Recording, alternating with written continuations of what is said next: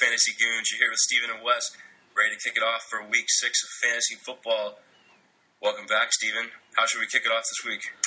I have a feeling that we should talk about some playoffs.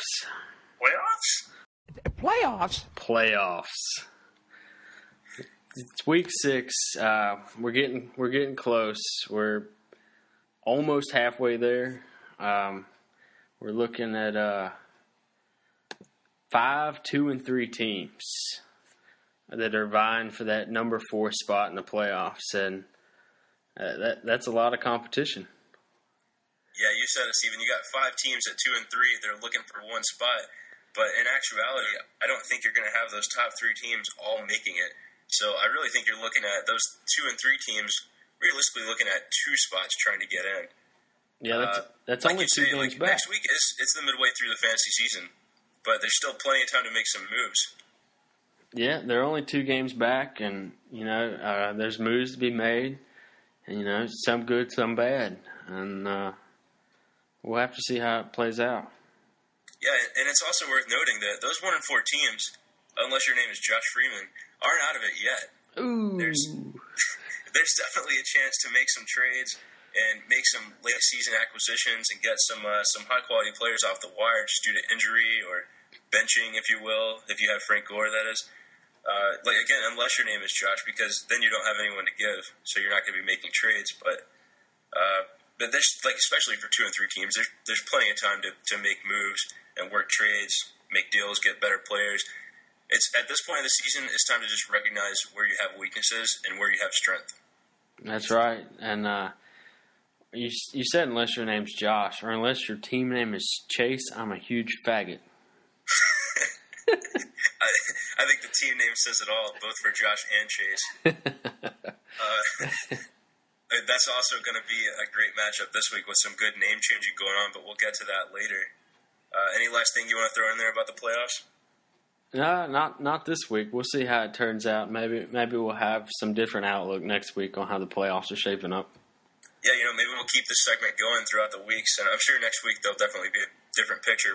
Some of these teams are going to be looking at 3 and 3, a whole lot different when you're sitting at 500.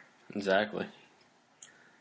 All right, so let's move into last week, shall we? Let's do it. So the predictions didn't go quite as well for me this past week as they did the week before. You turned it around pretty good, actually. You went 4 and 1. I managed to go 2 and 3, which for the year, seeing that we've only been doing this for 2 weeks, puts you on top 7 to 3, and me trailing at 6 to 4. Thank you, Jared. Yeah, Jared definitely gave you a big win there, and me a big loss in more ways than one. Yeah.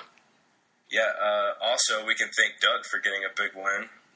I can blame Shotgun for taking a loss, like a pansy. Of course, I can blame myself. Actually, you know what? I'm going to get on my soapbox here. I'm not going to blame myself for this loss. I'm going to blame my team. I put together a good team. As a manager, I did what I needed to do. They just didn't perform on the field. But we'll get to that later. Chase, pretty much what you expect from Chase. And finally, let's talk about that big upset, shall we? Let's talk about that later. Yeah, well, what can you do? All right, so just to recap last week, we had Jason defeat Shotgun. I actually guessed this going the other way. You called it right. Feel free to gloat. Yeah, big game by Andrew Luck. Big game fantasy, big game, real football. I mean, emotional win for, what's his coach? What's wrong with his coach? He has leukemia or something. Some kind of cancer, yeah. Yeah.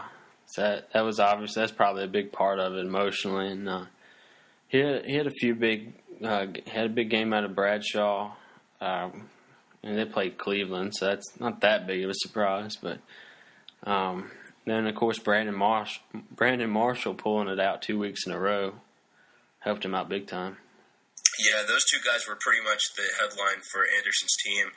But along with those 2 was Ahmad Bradshaw, who had maybe not a career game, but definitely his best game of the season, and definitely a game that he's probably not going to repeat again this year with over 200 yards rushing. Nah.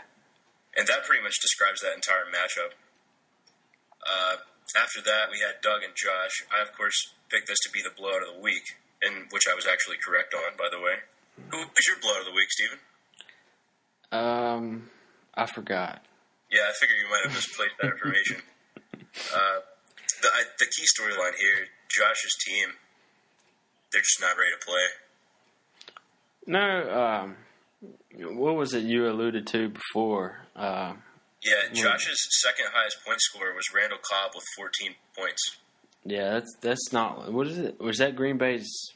Well, if Jennings is in, that's what their number 4 guy. James Jones, I would probably call their 4, and Randall Cobb will be their 3rd, but I don't think it matters. Yeah, I mean, he got 14 points out of him, but I mean, 84 points total.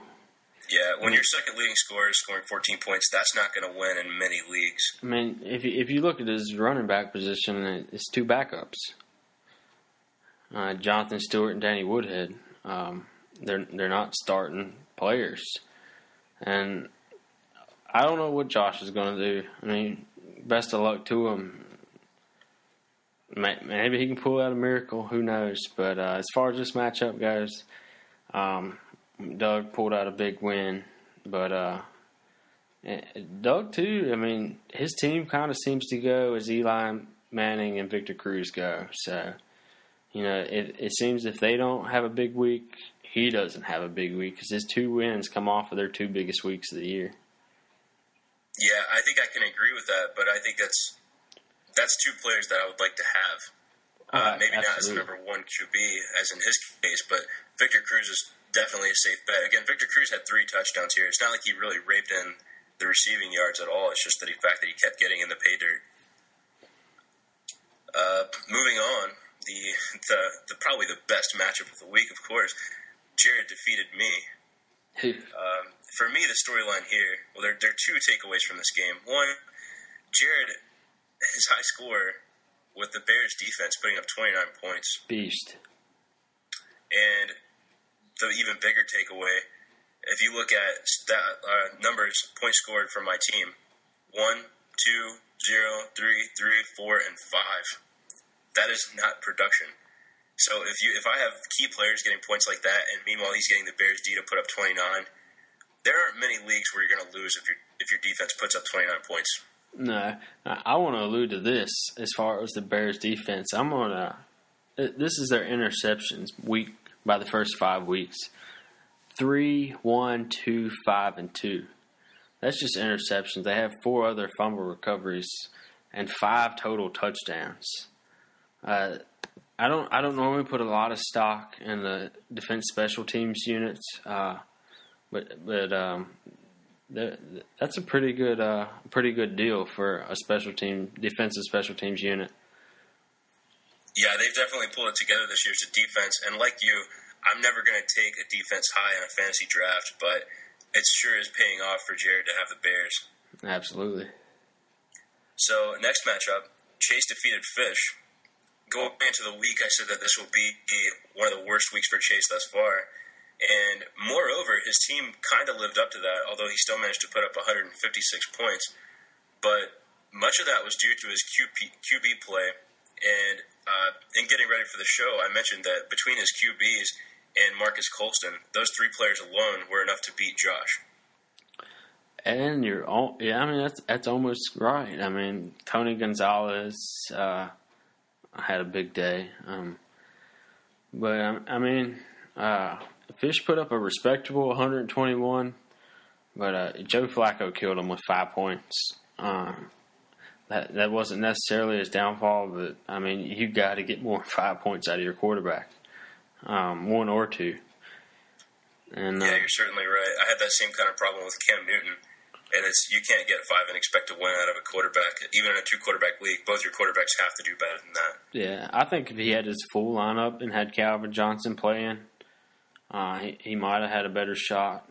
But I don't know. But even if Calvin Johnson did play, I think Flacco would eventually let him down overall.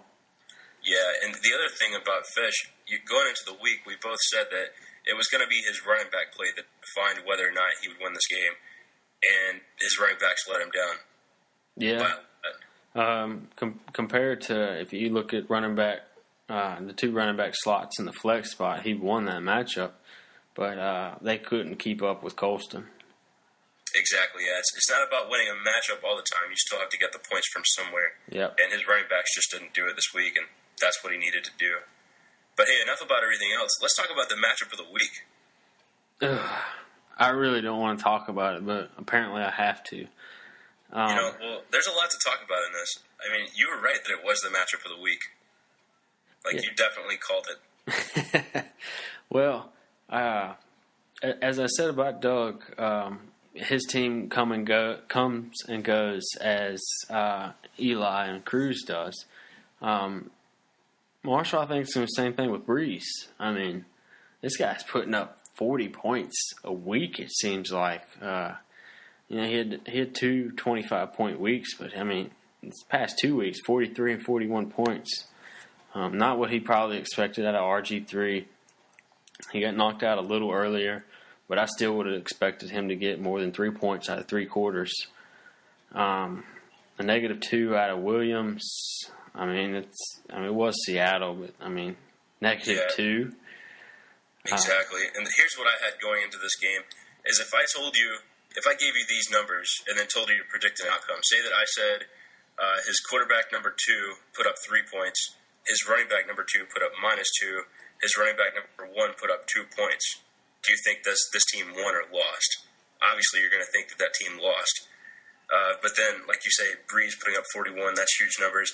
And Michael Crabtree putting up 20. Who saw that coming? Are you kidding me? Nobody. I mean, nobody saw Alex Smith put up the numbers he did either.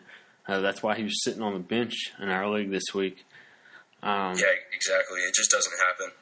Yeah, and I just had a lack of production everywhere. I mean, I expected more than 12 out of Andy Dalton against Miami.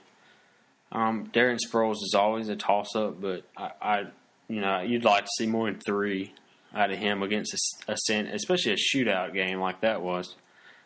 And Mike Wallace, I think this guy probably had 9-10 targets. I think he had 8 targets. Yeah, a bunch of targets and 1 point. I mean, it was just, it wasn't satisfactory at all. Yeah, you can't. Anytime you get a day like that out of Mike Wallace, you have way more value type in him than you can afford to have him have days like that. Yeah. All right, so any last rant you have on the matchup of the week? I know it was a big one for you. Yeah, I mean, it was tough because, me and Marshall watched at least most of the 1 o'clock games together side by side. I know that kid was biting his tongue. He showed a little respect to his older brother. I got to give him props on that, but it's still a tough one to swallow for me. As it should be. I'm actually going to take this time to give little bro Marshall a shout out. Kudos to you, sir, for taking out big bad brother Steven. Yeah, I don't know. I have to check if we get a rematch or not during the season. I'll have to check that out. I don't think we will, but maybe I'll meet him in the playoffs. Oh, playoff talk. That could be good. Playoffs? All right, so let's move on to the matchups for this week. All right. We'll kick it off with Doug and Jared. Let's get your take on this one.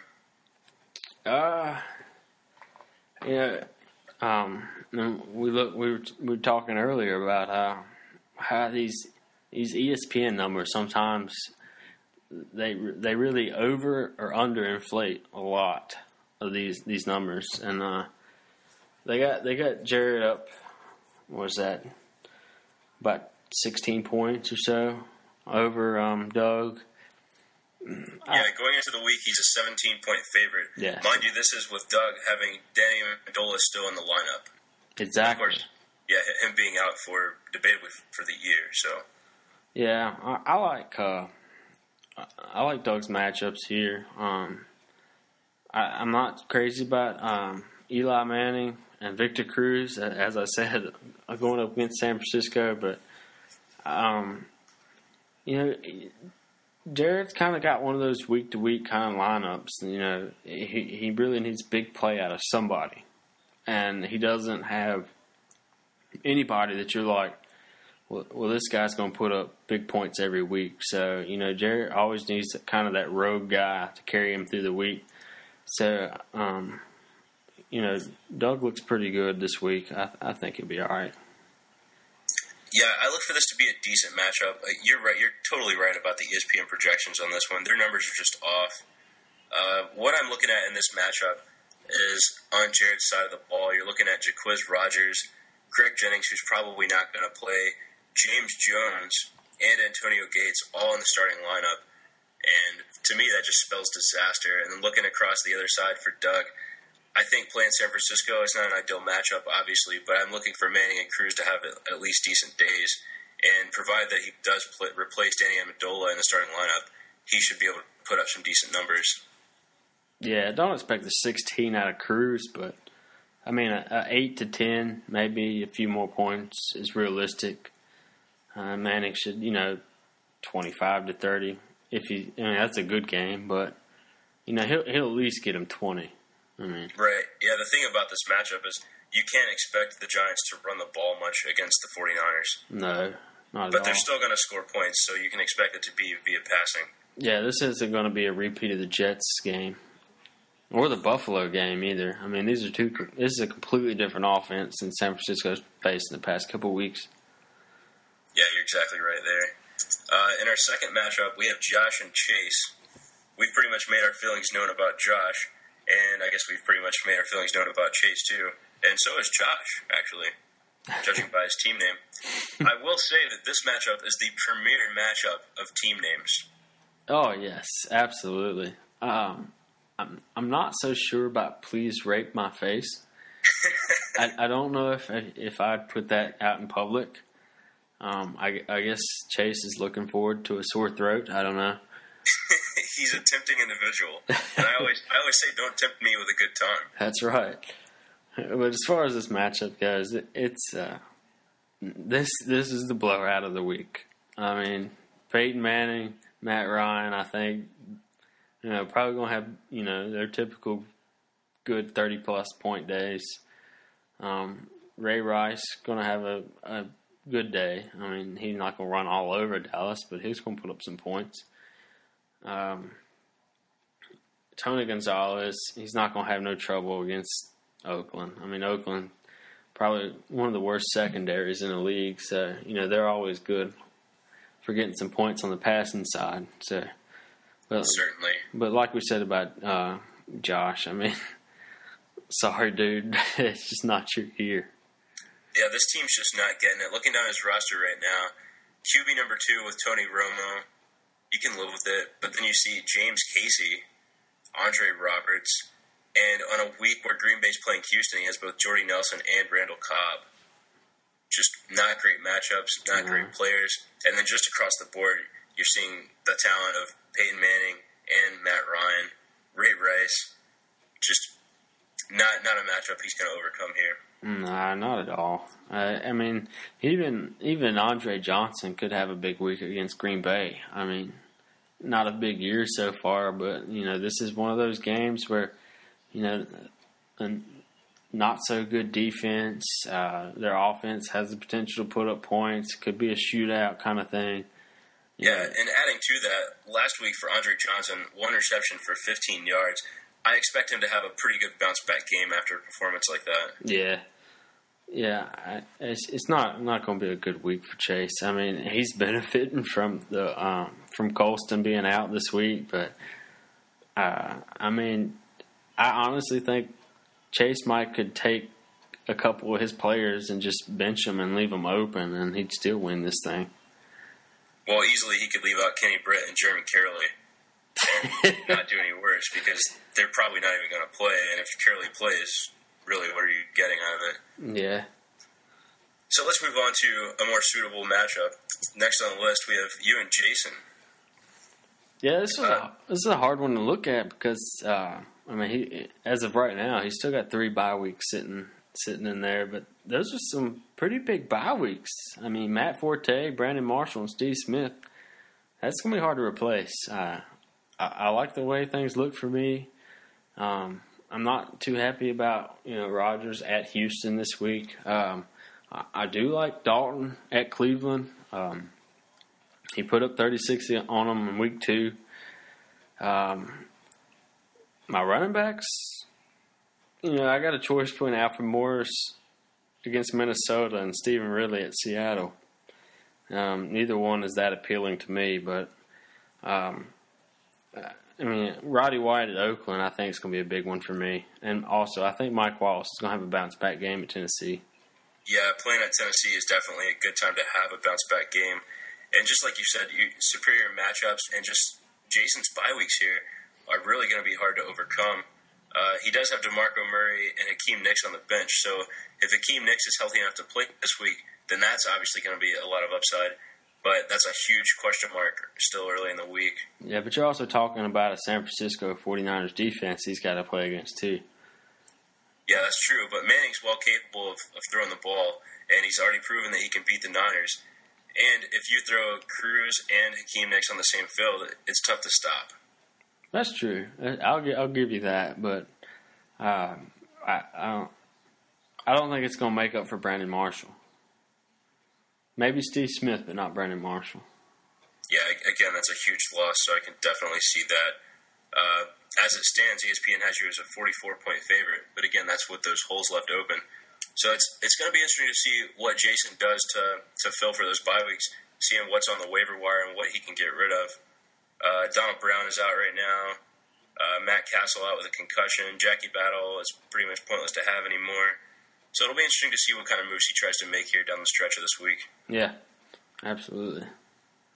So now we move on to the next matchup featuring me and the younger brother himself, the villain from last week, Marshall. Going into the week, it kind of looked good for me because it looked like RG3 might be sitting. So obviously that would have been huge. Other than that, actually your brother has finally filled in his bye weeks here since I was last looking at this. But some good talent. I'm looking at Julio Jones. I don't expect much out of Crabtree after last week's performance. Had a huge game. This week, not so much. Reggie Bush could have a good game. But, yeah, if RG3 plays, I think that's going to help him out a lot. Yeah, but not necessarily if he plays. If he plays the whole game. I mean, one good lick could sit him down for more than, a couple weeks. This week could be a big week for RG3. Where if he stays through the whole game, that'd be good. But a back-to-back concussions could really hurt the Redskins and Marshall's team. Yeah, it's really pretty reckless that the Redskins are throwing him right back out there after. I guess they actually posted video today of him practicing, and a lot of people were shocked, that he would be back on the field so quickly. And he's their team right now. He's their franchise, and so I was pretty shocked myself to see that they would throw him right back out there. Yeah, I mean, I saw the play when it happened. It was a good hit, but it wasn't one of those hits where you're like, holy crap, that guy just got destroyed kind of hit. So I could see where he could be fine. We'll really just have to see how it plays out. I mean, Minnesota does have some bruisers on defense, so we'll have to see. Yeah, that defense is certainly no pushover. And of course, for my team, I'm gonna hope for another good week out of Brandon Weeden playing against Cincinnati. I think it's certainly possible. If he can play well and Stafford can play well, Matthews can put together another good game. I think I got a pretty good chance at this one, but I think it's going to be a pretty tight game. Yeah, I mean, Brandon Weeden's best game so far was against Cincinnati, and he does have the advantage of playing at home this time. So you could look for maybe an even bigger week from him this week. But Sam Bradford is not a horrible bye week fill-in either for Marshall. So. Yeah, he's certainly no scrub. I think the downside for Bradford this week is he's playing Miami. Not that Miami's a powerhouse by any means, but they are a little bit underrated. And I think he's going to struggle this week. Yeah, the turnover possibilities are definitely there. And the lack of yardage, too. Is he, I didn't know this till just now, but he's got MJD on a bye week, too. That could hurt him. Yeah, he does. He has Maurice Jones-Drew, Drew Brees, which is the biggest bye week for the little bro. That's 40 points that I don't have to worry about pretty much. Yeah, he's really going. I think Julio Jones might be the deciding factor for him this week. I mean, he's got to play Redmond. I mean, Redmond, it's about I'd say a 20 to 30% chance he might get a touchdown, but you're not going to get any yards out of him. I mean, because unless Mendenhall gets hurt again or something. So, he's got a questionable lineup, but it could happen, I guess. But yeah, I think he got a good shot. We're interested in my team this week is playing Jacob Tamme to fill in for the injured and bye week for my original tight end for the Saints, whose name I can't think of right off. Jimmy Graham? Yeah, Jimmy Graham, that guy, the former basketball player at the U. Yeah, so my second round pick of all things. But yeah, I think if Tamme, he's projected at 9 points, but I think if he can get 8 or better, that's going to really help me out a lot. So yeah, maybe a bounce back week for Stafford too. He hasn't had that great of a year. He's had a terrible year. Yeah, and he's had a bye week to kind of maybe work out some kinks and game plan for Philadelphia. But defense isn't a slouch, so I think if you can get a good day, maybe out of Torrey Smith or Reggie Wayne, you'd be good. All right, well, let's get on to our last matchup. This is our premier matchup of the week between Shotgun and Fish. Shotgun sitting at 1-4, probably the best 1-4 team in our league, as we talked about prior to the show. Yeah. But he's taking on the Legion of Doom and Ryan Fish at 4-1. I don't know what's more surprising when I look at these lineups, that Fish is 4-1 or that Shotgun's 1-4. Yeah, I think Shotgun's made some good moves to improve his team. He's still got a few question marks. I mean, he doesn't have, top tier quarterbacks, but he's got quarterbacks that, with right matchups can put up good numbers. This is going to be a close one, I think. This is going to be, Fish has got Phillip Rivers playing on Monday night. This could come down to how Phillip Rivers plays on Monday night. Yeah, I could easily see this game coming down to Monday. And in fact, I think it will. As of right now, ESPN has this game projected at 7 points for Fish. But the Fish is the favorite by 7, and that's with Shotgun having no kicker because of a bye week. Yeah. So, I mean, the average kicker score is maybe 8 or 9. Like, you're looking at a 1 or 2 point difference between these two teams as it stands. Yeah, Shotgun's kind of, relied on Cobb. He relied on Cobb 1 week, Peterson and Gronkowski. I think Peterson has a chance to have a big day. Washington's defense has struggled this year against, passing and rushing. So, but Gronkowski might be held back by Seattle this week. So, I mean, this week has a lot of question marks for both teams. Yeah, and just looking at the rosters, it looks to me as though between the 2 running backs and the flex, Shotgun will win those matchups, and the 3 wide receivers, Fish will win those matchups. So if you were to say that if you just negated the defense and the kicker, it's going to come down to the quarterbacks and the tight end. I think Gronk has an edge over Pettigrew, and so then it's really between Rivers and Flacco versus Palmer and Cobb. Yeah. I don't know. I mean, it's really a hard one to call. Like you said, I think it's really going to come down to if Phillip Rivers puts up big numbers on Denver Monday night. Yeah, I could see that. Denver is a weak defense, and if he manages to have a good game, but at the same time, Phillip Rivers hasn't exactly been an elite quarterback this year. This last game of 27 points, the game prior to that was 18. The week prior, only 2 points against a good defense in Atlanta. So it'll be interesting to see how it plays out for sure. This is going to be the matchup of the week and probably the closest game of the week. What do you say we make some predictions then, yeah? Let's do it. All right, well, we'll kick it off with Doug and Jared. I guess I'll go first on this one. I'm going to take Doug. Originally, and we were discussing earlier before the show or whatever, but I thought I was going to take Jared.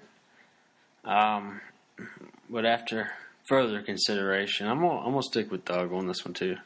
Upon further review, he goes back to Doug.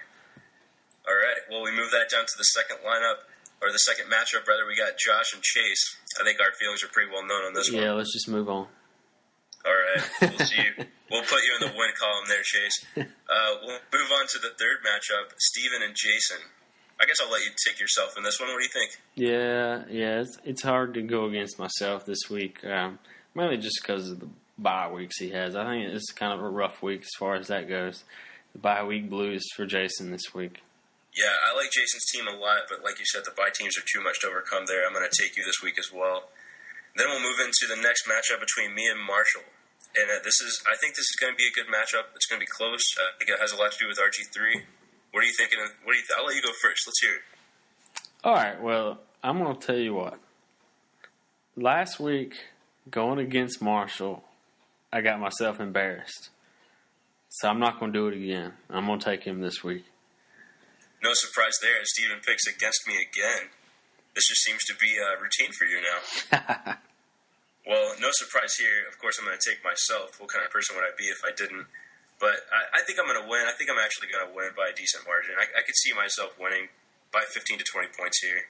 Not a blowout by any means, but I think I got the edge this week. I wouldn't be surprised, but I'm still going to hang on my guns on this one, Marshall. Okay, you walk over to your parents' house and you shake your little brother's hand. Congratulations for taking little brother, as you should. All right, so then we move on to the matchup of the week. Shotgun Fish. It's going to be tight. It's got a big battle of running backs and wide receivers here. You think it comes down to Rivers? We'll see. I think Palmer's going to pretty much negate Rivers. We'll kind of see how that goes. But I'm gonna take the lead on this one. I'm going to take Shotgun over Fish in the matchup of the week. I'm going to go against you again here. I'm going to take Fish. I think he's got it this week. All right. Well, that pretty much does it for week 6. Anything that you want to add, Steven? Nope. Just playoffs are coming. So everybody better get ready and get their team straight. Yeah, start proposing those trades. Start figuring out what you need to do. Josh, do anything. Sell your whole team. Maybe it's time Josh throws some jelly beans on the line and maybe tries to get some money flowing somewhere. I don't know.